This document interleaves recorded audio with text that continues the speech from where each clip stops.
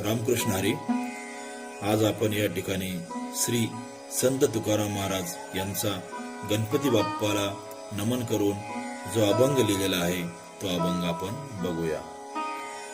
नमिला गणपती माऊली शारदा, आता गुरुराया दंडवत. गुरुराया चरणी मस्तक ठेविले, आपुल्या स्तुतीला द्यावी मती. गुरुराया तुझा ऐसा नाही सखा, कृपा करुणी रंका धरी हाती.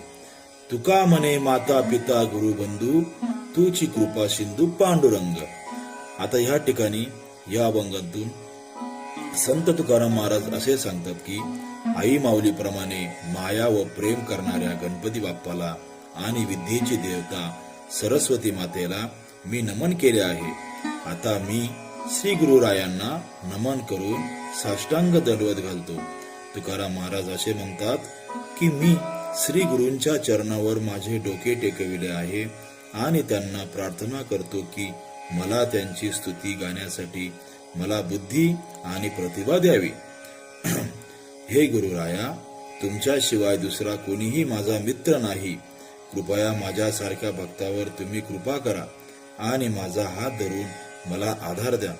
शेवटच्या चरणामध्ये तुकाराम महाराज असे म्हणतात की हे गुरुराया, तुम्हीच माझी आई, वडील, भाऊ आणि मित्र आहात. गुरुराया, तुम्हीच कृपेचा सागर आहे. रामकृष्ण हरी.